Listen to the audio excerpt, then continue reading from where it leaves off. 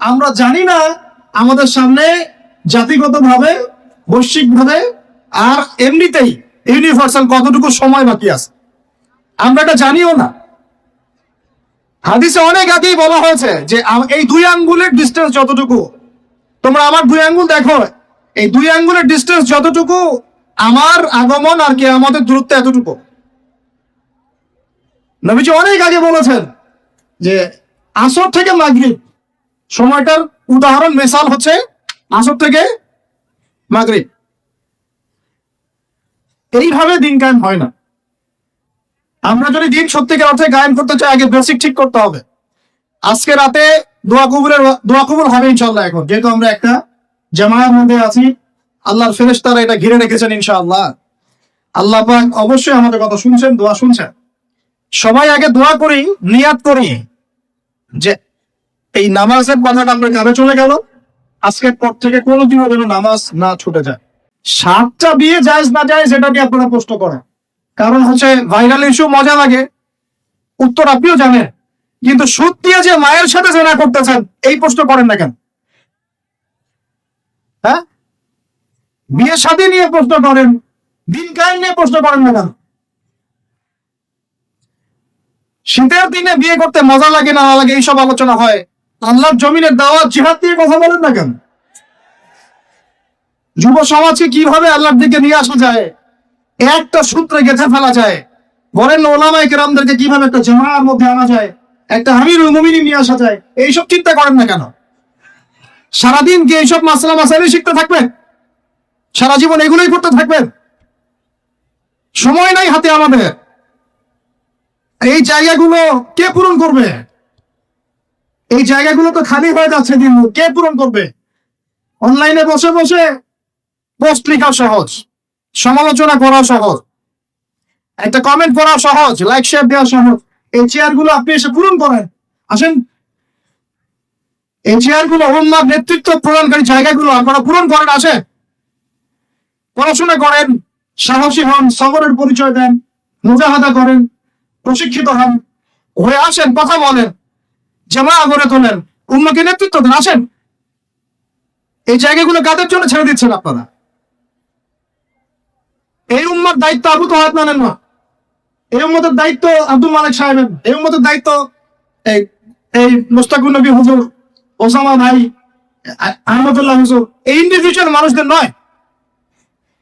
একজন ব্যক্তির উপরে, কয়েকজন ব্যক্তির উপরে আপনি দায়িত্ব চাপাই দিতে পারবেন না। উম্মার প্রত্যেকটা ব্যক্তির দায়িত্ব আছে এই উম্মাকে বিজয়ী করার জন্য।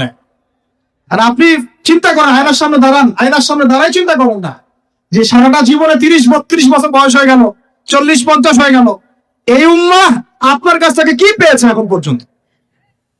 এই উম্মাহ আপনার কাছে কি পেয়েছে? কয়টা বই পেয়েছে, কয়টা লেকচার পেয়েছে, কয়টা অ্যাসোসিয়েশন পেয়েছে, কয়টা ইকোনমিক প্রজেক্ট পেয়েছে, কয়টা জামাআত, কয়টা ইমারা, কয়টা দাওয়া, কয়টা মসজিদ, কয়টা মাদ্রাসা, কি পেয়েছে উম্মাহ আপনার কাছে? আমি আপনার কলবে আঘাত করতেই আসছি। আমার কথা আপনি আঘাত পাবেন আমি জানি, এই আঘাতটা আপনাকে আল্লাহ পথে নিয়ে আসবে ইনশাআল্লাহ। এই আঘাতটা ইনশাআল্লাহ আমাদের এই তরুণ ভাইদেরকে আল্লাহর পথে নিয়ে আসবে ইনশাআল্লাহ। সাহসী মানুষদের মতো বলেন ইনশাআল্লাহ। এই আওয়াজগুলা ইনশাআল্লাহ আমাদেরকে আল্লাহর পথে নিয়ে আসবে ইনশাআল্লাহ।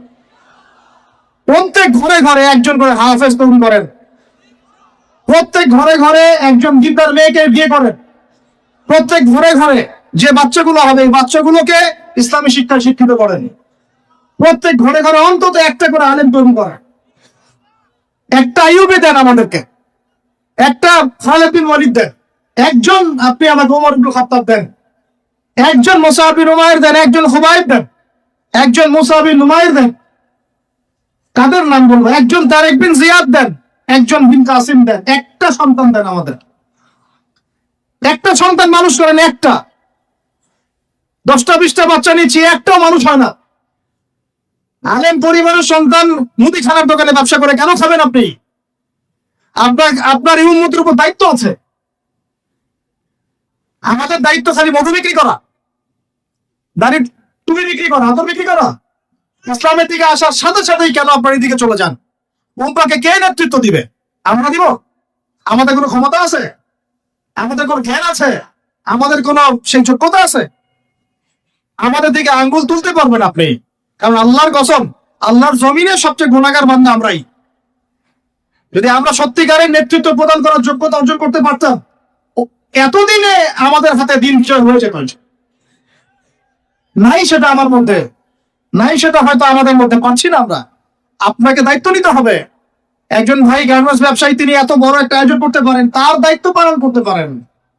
আপনারও তো অর্থ সম্পদ আছে, একটা ইসলামিক ইউনিভার্সিটি করেন, একটা বড় একটা মার্কাজুল কোরআন, মার্কাজুল ইলম গড়ে তোলেন, উলামায়ে কেরামদের একটা জামাআত গড়ে তোলেন।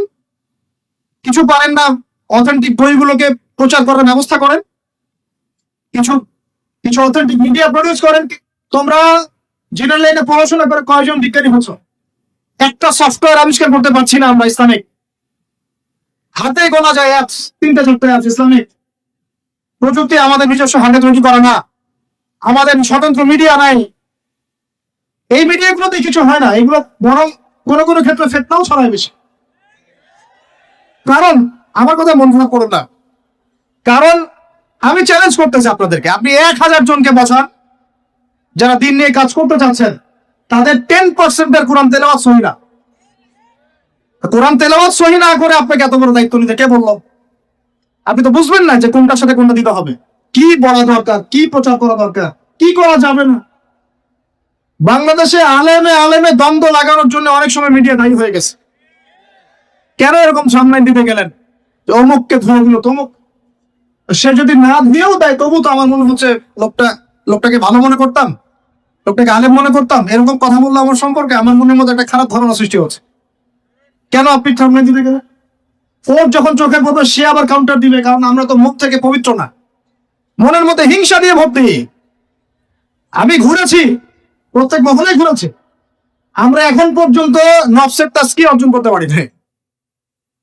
মনে আমাদের যে পরিমাণ হিংসা বিদ্বেষ, এই হিংসা বিদ্বেষ নিয়ে কবরে গেলে আল্লাহ পাকের একটা আযাব মানিতে করবে না। আল্লাহ মাফ করুক আমাদেরকে। হিংসা হিংসা নিয়ে যদি মানুষ পরকালে যায়, নেক আমল গুলা আগুনের মতো খেয়ে ফেলবে। নবী সাল্লাল্লাহু আলাইহি ওয়াসাল্লাম বলেছেন। আমরা এটাকে ফরজ করে নিয়েছি নিজেদের মধ্যে।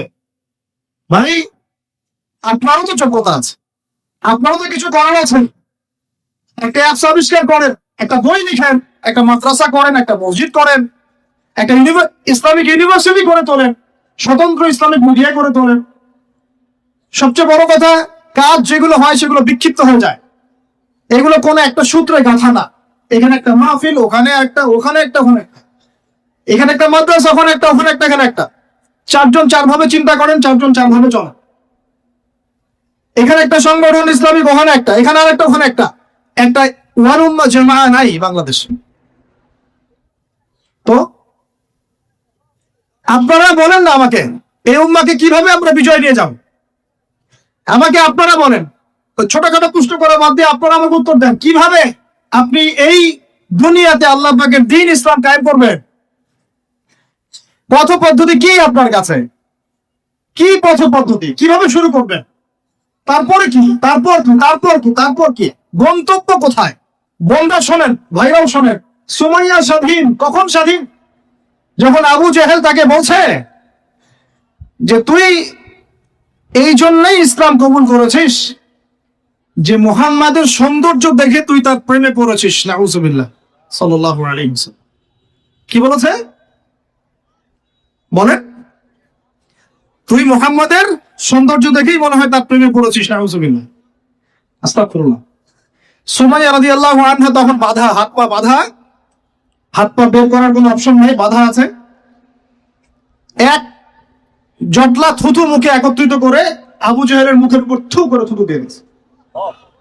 আর আপনারা তো জানেন যে একটা থুতুতে অনেক কিছু হয়, হয় না? একটা থুতুতে অনেক কিছু হয়। এক থুতুতে ইমানদার মুনাফিক আলাদা হয়ে যায়। এক থুতুতেই ইমানদার মুনাফিক আলাদা হয়ে যায়। সুমাইয়াও থুতু দিয়েছিল আবু জেহেলের মুখে। এবার আবু জেহেল কি করেছে শুনেন। আবু জেহেল, তার কাছে একটা বর্ষা ছিল, বর্ষা চেনা যায়, বর্ষা সামনের অংশ চোখা। এটা দিয়ে সুমাইয়া রাদিয়াল্লাহু আনহার লজ্জাস্থানে আঘাত করে তাকে শহীদ করে দিয়েছে। ব্যথা অনুভব করলেন? না, আমি জানি করেন নাই। কারণ সুমাইয়া আপনার কেউ না, সুমাইয়া আপনার কেউ না, সুমাইয়া আমার বোন না, সুমাইয়া আমার স্ত্রী না, সুমাইয়া আমার মা না, সুমাইয়া আমার খালা ফুফু চাচি মেয়ে কেউ না। এই কারণে আমাদের আঘাত লাগে না। যদি আমাদের এই দেহটা যে অবশ, আমাদের উম্মার যে দেহটা যে অবশ, এটা তো বোঝা যায় চলমান বিশ্ব রাজনীতি দেখলেই। বিশ্বের যে কোনো জায়গায় মুসলিমরা আঘাত পাচ্ছে, মার খাচ্ছে, নির্যাতিত হচ্ছে, দোয়াও তো মুখ দিয়ে বেরো হয় না। তাদের স্মরণে একদিন কেউ রোজা রেখে একটু দোয়াও করে না, নামাজে একটু দোয়াও করে না, দুইটা কথাও বলে না, কোনো মানববন্ধন নাই, কোনো প্রতিবাদও নাই, কিছুই নাই। মানে পুরো দেহটাই প্যারালাইজড, শেষ, অবশ অনুভূতি। আর প্রত্যেকটা বর্ণার এক একটা অনিকেট প্রান্ত, যেখানে অনুভূতি গুলোর ব্যবচ্ছেদ করা হয়েছে, ফিলিংস গুলোকে ব্যবচ্ছেদ করে ফেলে দেওয়া হয়েছে, ফিলিংস নাই। সুমাইয়ার কথা শুনে আমাদের লাগলো না, কারণ সুমাইয়া আমার মেয়ে না, আমার মেয়ে আয়েশা তো আর না, আমার মেয়ে মারিয়াম তো আর না, আমার ছেলে ওমর উসমান তো আর না।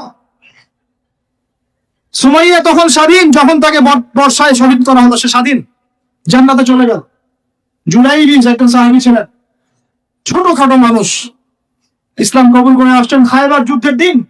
নবী সাল্লাল্লাহু আলাইহি ওয়াসাল্লাম তার হাতে তাকে তলোয়ার দিয়েছেন এবং তাকে যুদ্ধে মানে অগ্রগামী যে সৈনিকরা থাকে প্রথম কাতারের দিকে, সেখানে থাকার মানে চান্স দিয়েছেন। তাকে মানুষ বিয়ে করতে চাইতো না, কারণ তার চেহারা সুরত খুব একটা ভালো লাগে না, বংশ নিচু, মানুষের একটা থাকে না প্রেস্টিজ, তার মনে কষ্ট। নবী সাল্লাল্লাহু আলাইহি ওয়াসাল্লাম একদিন প্রস্তাব পাঠালেন, তাকে চিঠি দিয়ে, যে তুমি এই চিঠিটা নিয়ে অমুক গোত্রে যাও, গিয়ে বলো যে আমি বলেছি তোমাকে যেন মেয়ে দেয়। তখন তারপরেও মেয়ে দিতে যাচ্ছে না, কিন্তু সেই মেয়ে শুনেছে যে আল্লাহর নবী সুপারিশ করেছে, আমার যৌবনের উপর ধিক্কার যদি আমি এই সুপারিশ না রাখি। তিনি বললেন জুলাইবিজ যেমনই হোক চেহারা, আমি তাকে বিয়ে করতে রাজি আছি। তিনি বিয়ে করলেন, সংসার হলো, শুরু হলো। এই সাহাবী খায়বার যুদ্ধে শহীদ হলেন। নবী সাল্লাল্লাহু আলাইহি ওয়াসাল্লাম তার চারপাশে দেখলেন, তার চারপাশে 12 জন পড়ে আছে। কয়জন? একাই 12 জনকে হত্যা করেছে এই সাহাবী। আল্লাহর নবী তাকে নিজের হাতে কোলে নিয়েছেন, কোলে মানে তার দেহটা এরকম ছিল, খুব লম্বা চড়া না, নিজের হাতে কোলে নেওয়ার মতো নিয়ে নিজ হাতে তিনি তাকে দাফন করলেন। আর বললেন যে আমার এই সাহাবীর জন্য হুরে নেইনরা তাদের দরজা খুলে দিয়েছে। এখন তিনি তখন স্বাধীন। ওমর ইবনে খাত্তাব তখন স্বাধীন। কখন স্বাধীন? ওমর রাদিয়াল্লাহু আনহু যে কোরআন খুলে সূরা তাহা পড়ছেন, তাহা পড়তে পড়তে তার ভিতরে ফিলিংস চলে আসলো যে না, এটা আল্লাহর পক্ষ থেকে আসছে। তিনি বলছেন খুযুনি ইলা রাসূলিল্লাহি ওয়া আসহাবি, আমাকে আল্লাহর রাসূলের কাছে নিয়ে চলো, তার সাহাবীদের কাছে নিয়ে চলো। তাকে নিয়ে যাওয়া হলো। ভিতরে হামজা ছিলেন রাদিয়াল্লাহু আনহু, তাকে টেনে নিয়ে আসলেন ভিতরে। বলছেন তরোয়াল নিয়ে আসছো কি জন্য? হ্যাঁ, আলা তানতাহি হাত্তা ইয়াজআল আল্লাহু বিকা কারিয়া, ততক্ষণ পর্যন্ত কি তুমি ক্ষান্ত হবে না যতক্ষণ আল্লাহর গজব না আসছে তোমার উপরে? ওমর ইবনে খাত্তাব বলছেন ইয়া রাসূলুল্লাহ, হে আল্লাহর রাসূল, জিতুকা উমিনু বিল্লাহি ওয়া রাসূলিহি, আমি আপনার কাছে এসেছি আল্লাহ এবং আপনার প্রতি ঈমানদার হয়ে এসেছি। ওয়া বিমা জিতা বিহি মিন ইনদিল্লাহ, এবং আপনি আল্লাহর পক্ষ থেকে যা নিয়ে এসেছেন এই কোরআনের প্রতি ঈমানদার হয়েই আমি আপনার কাছে এসেছি। আশহাদু আল্লা ইলাহা ইল্লাল্লাহ ওয়া আশহাদু আন্না মুহাম্মাদান আবদুহু ওয়া রাসূলুহু, কালিমা পড়লেন, মুসলিম হলেন, স্বাধীন হলেন। আগে পরাধীন ছিলেন। বুঝতে পারছেন না কথা? এরপরে তিনি সবার দরজায় গিয়ে নক করলেন। আবু জাহেলের বাসায় নক করে বলছেন হাল আলিমতা আন্নী ক্বাদ আসলামত, তুমি কি জানলা যে আমি ইসলাম কবুল করেছি? আবু জাহেল, তুমি কি জানলা, শুনলা যে আমি ইসলাম কবুল করেছি? আর একজনের বাসায় যান, উমাইয়া বিন খালাফ, হাল আলিমতা আন্নী ক্বাদ আসলামত, তুমি কি জানলা আমি ইসলাম কবুল করেছি? ওয়াত্তাবা'তু মুহাম্মদ সাল্লাল্লাহু আলাইহি ওয়াসাল্লাম, আমি আল্লাহর রাসূলের ইত্তেবা করেছি। এরপর কুরাইশদের এই কাবার সামনে গিয়ে বলছেন ইয়া মা'শারাল কুরাইশ, হে কুরাইশ তোমরা শোনো, ই'লামু আন্নী ক্বাদ আসলামত, তোমরা জেনে রাখো যে আমি ইসলাম কবুল করেছি। ওয়া শাহিদতু আল্লা ইলাহা ইল্লাল্লাহ ওয়া আন্না মুহাম্মাদান আবদুহু ওয়া রাসূলুহু। এবার কুরাইশরা গিয়ে তার উপর আক্রমণ শুরু করলো। 40 জন 50 জন গিয়ে তাকে জাপটে ধরতেছে, তিনি একাই লড়তেছেন সবার সাথে। একজন এসে পরামর্শ দিচ্ছেন, ওই যে আপনারা যারা হিকমতের দোহাই দিয়ে কাপুরুষতাকে আড়াল করতে চান তারা শুনেন ওয়াজটা ভালো করে। যারা হিকমতের দোহাই করে কাপুরুষতাকে আড়াল করতে চান তারা শুন। উনি এসে বলেছেন যে আফালা কুনতা কাতামত, তুমি কি ইসলাম কবুলের এই বিষয়টাকে গোপন রাখতে পারতা না? কি দরকার ছিল এভাবে প্রকাশ্যে বলা? কি দরকার ছিল এভাবে কাফেরদের সাথে একটা দ্বন্দ্বে জড়ানোর?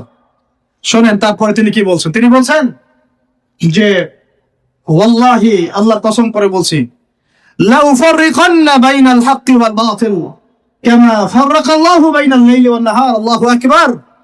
তিনি বলছেন আল্লাহর কসম করে বলছি, আমি রাত এবং দিন আল্লাহ পাক যেভাবে আলাদা করে দেন এইরকম করে আমি সত্য আর মিথ্যা আলাদা করে দেবো ইনশাআল্লাহ।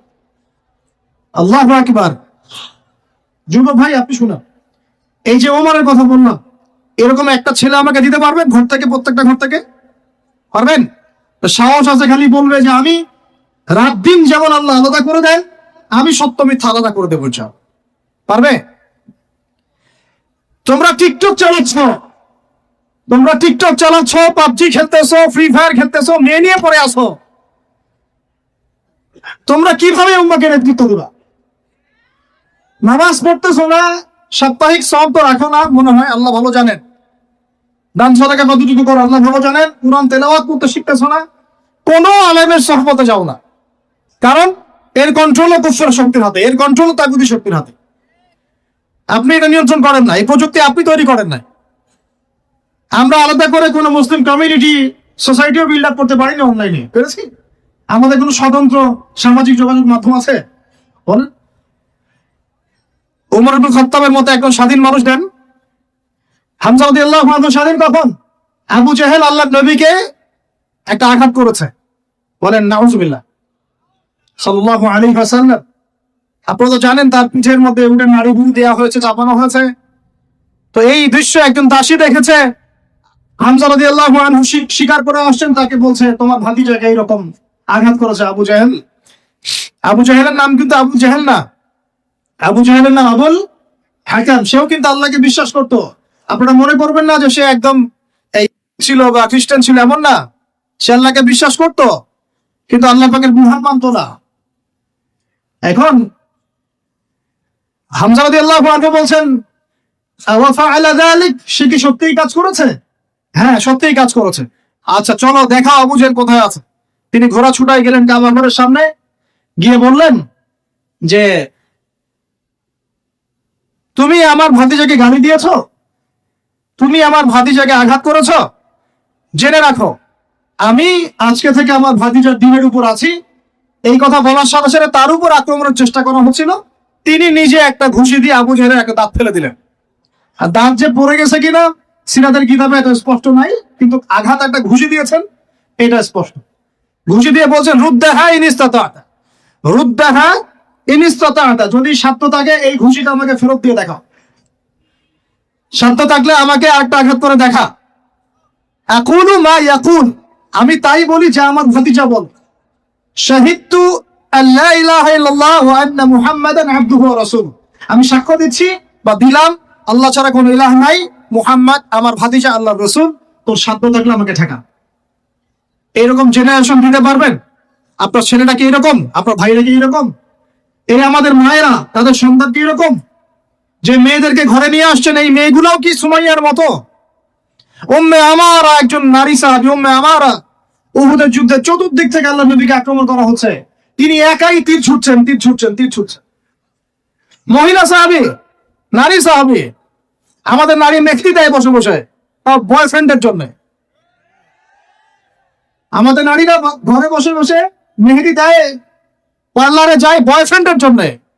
আর উম্মে আমারা রাদিয়াল্লাহু আনহা তাদের মতো সাহাবীরা জীবন দেন রাসূলের জন্য। স্বাধীনতা আছে, তারা স্বাধীন, আল্লাহর দাসত্বের অধীনে তারা কাউকে পরোয়া করতেন না। তখন উম্মাহ ছিল স্বাধীন। আর কি, আর কার কয়জনের কথা বলবো আপনাদেরকে? মুসআব বিন উমাইর, বিখ্যাত সাহাবী, তরুণ সাহাবী, দায়ী মানুষ, এত দামি পারফিউম ইউজ করতেন, এটা এখনকার লাখ টাকা কোটি টাকার দাম হবে। বিত্তশালী পরিবারের, এই যে বিত্তশালী পরিবারের সন্তানরা শুনেন, আপনারা তো বাইক দাবড়ায় বেড়ান, গাড়ি ড্রাইভ করে বেড়ান, মাঝখানে অ্যাক্সিডেন্ট করে দেন, কেসও খান না, বাপের টাকা আছে পার পেয়ে যান, ইয়াবা খান, তারপরে গিয়ে মেয়ে নিয়ে ফুর্তি করেন, জেনা নিত্য নৈমিত্তিক ব্যাপার। একটা মেয়েকে পিছনে উঠুন 7 দিন ঘুরেন, আবার চেঞ্জ করেন 7 দিন পর আরেকটা নেন। মুসআব বিন উমাইরও ধনীর সন্তান ছিলেন, ধনীর দুলাল। যখন ইসলাম এসেছে, কোরআন এসেছে, শুনেছেন তিনি ইসলাম কবুল করেছেন। মা সম্পত্তি থেকে বঞ্চিত করেছে, তাকে চাটাইয়ের মধ্যে জড়িয়ে নিচে আগুন দেওয়া হতো, ধোঁয়া দেওয়া হতো, আযাব দেওয়া হতো পারিবারিক ভাবে। তিনি যখন নবীর কাছে আসলেন, নবী তাকে বললেন, তুমি মদিনায় যাও। কোথায়? মদিনায় গিয়ে দাওয়াতি কাজ কর। মদিনায় দাওয়াতি কাজ করতে লাগলেন। তার একক দাওয়াতে মদিনার 75টা পরিবার ইসলাম কবুল করেছে। এই যে মদিনায় যে ইসলামের আপনি জয় জয়কার দেখছেন, এটা মুসআব বিন উমাইর রাদিয়াল্লাহু আনহু দাওয়াতের একটা ফসল, আল্লাহ রাসূলের দোয়া। কয়টা পরিবার? এই 75 পরিবার এসে বায়াত করলেন নবীর কাছে। তারপরে নবী হিজরত করলেন মদিনায়। এমনি হয়নি, এটা প্রেক্ষাপট। ওই মুসআব বিন উমাইর রাদিয়াল্লাহু আনহু উহুদের যুদ্ধে শহীদ হচ্ছেন, তার গায়ে তখন 50টার বেশি তরবারের আঘাত আছে। কয়টা বেশি? তার মাকবারা ওখানেই আছে, দেখে আসেন। তিনি স্বাধীন। ওই ময়দানে যারা সেদিন ছিলেন, ওই শনিবার সকাল 10টা থেকে, ওটা তো শাওয়াল মাসের, তাই না? শাওয়াল না, রমজানের পরে শাওয়াল মাসে যুদ্ধ হয়েছে। শাওয়াল মাসের 10 তারিখ, মেবি 10 তারিখ 9 তারিখ সিরাত কারা পড়েছেন, 9 বা 10 সকালবেলা যুদ্ধ হচ্ছে। ওই সময়ে পৃথিবীতে যারা ওই সময় যুদ্ধ করছেন মুসলমানদের পক্ষে, আল্লাহর জমিনের মধ্যে সবচেয়ে শ্রেষ্ঠ মানুষ তারা, সবচেয়ে শ্রেষ্ঠ জীবন, শ্রেষ্ঠ মৌত। ওখানে তারা উঠবেন, তখন তাদের গা থেকে মিসকাম্বরের ঘ্রাণ ছুটতে থাকবে।